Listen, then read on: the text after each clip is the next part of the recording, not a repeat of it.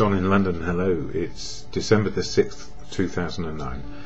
My videos are about recovery from addiction to either alcohol or substances or behaviour, or all of them, as I have found in life. My addictive substance, primary one, alcohol. Anything else, well, I never got round to it. Probably fear stopped me. Some grain inside me stopped me from going too far, because I would have perished because of it. Very much addicted to alcohol, very much addicted to behaviour, work, relationships, collecting, wanting the next right thing, and wanting to be right in some way or other, and trying to be perfect, and realising many years later that perfect is a place where I will not live. So these days it's progress, making progress one day at a time, to be sober and to live life as it is, in reality. So no longer taking the edge off, as I used to, no longer dependent on a daily basis to take a drink. And what a nightmare it used to be, because it involved putting on a brave face, fear, hiding, guilt, shame, all sorts of manner of horrible things, when I couldn't stop. And then I had a moment of clarity. But before the moment of clarity, I was kept alive by family, community, professionals. And believe you me, it's not much fun in intensive care. And it's not much fun when you're putting on an act of being brave about your condition and pretending it was a mistake and it was accidental. And your liver is making complaints and your skin's going yellow. So all those things happened to me. And I'm sure there are not yets, there are yets to happen. It hasn't happened yet. But if I keep to sober living and find a way to keep there, one day at a time, then I've got a chance. And it's not a daily reprieve for me, it's a daily encouragement to live the day as it is and make the best of what is. So what helps me today? Very much family, community, professionals, and a fellowship. And that fellowship is AA, Alcoholics Anonymous. And I don't speak for AA, never can, never will. It's full of unique, authentic people. But those unique, authentic people give me experience, strength and hope on a daily basis. And in a sort of roundabout way I share, because I'm sharing about what's working for me. And I'm reminded every day that I am powerless over alcohol if I take the first drink. And after that, life will become unmanageable again. And it's a very insidious process, because it doesn't feel like it's going to be the first drink which will do the damage. We think it's going to be the fourth or the fifth or whatever number after that. But in reality, I know my first drink in my life did the damage, because it took the edge off. It gave me conviviality, freedom from fear, and made me able to do things which I thought I couldn't do. I just hadn't learned how to do them. So alcohol stopped me developing my emotional base, if you like, of my emotions, so that they would work properly in real time, that is today. So these days I've got a fighting chance, or rather a living chance, that my feelings will be as they need be to deal with what is happening in front of me, and not trying to be something I'm not.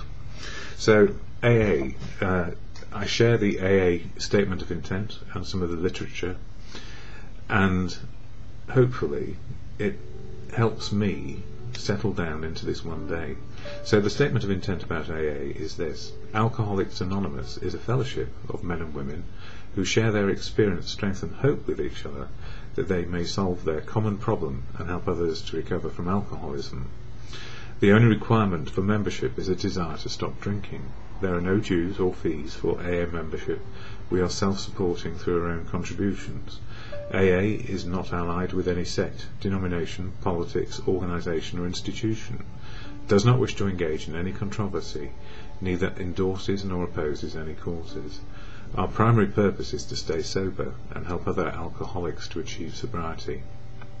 And I was listening to someone and also reading something which was about getting our willpower back and our fortitude back and our bravery back to make life work again.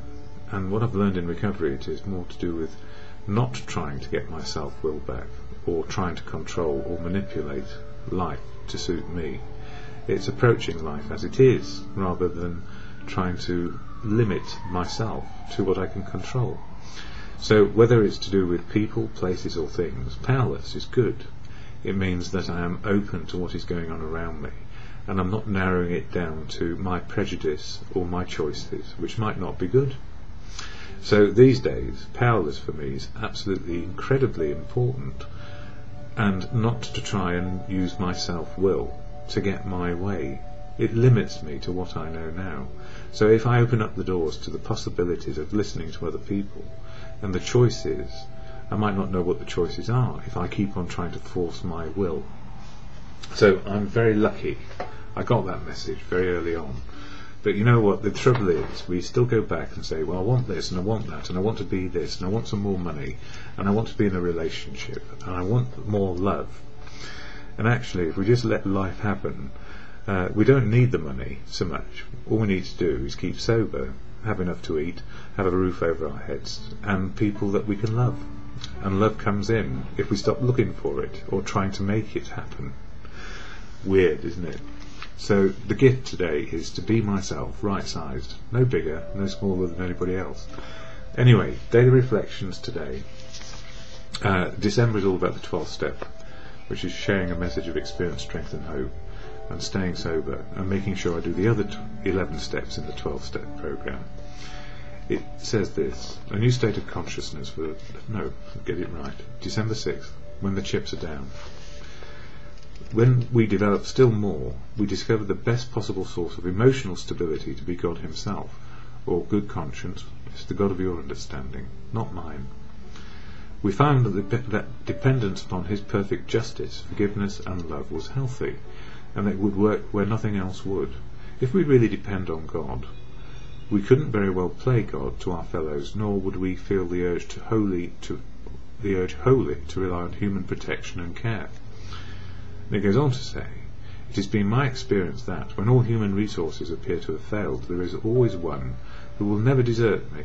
Moreover, he is always there to share my joy, to steer me down the right path, and to confide in when no one else will do. While my well-being and happiness can be added to or diminished by human efforts, only God can provide the loving nourishment upon which I depend for my daily spiritual health.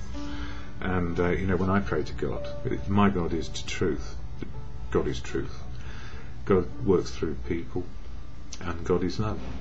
Those are nice simple ways of looking at it, and if I might try and make it more complicated, I'm putting conditions on it.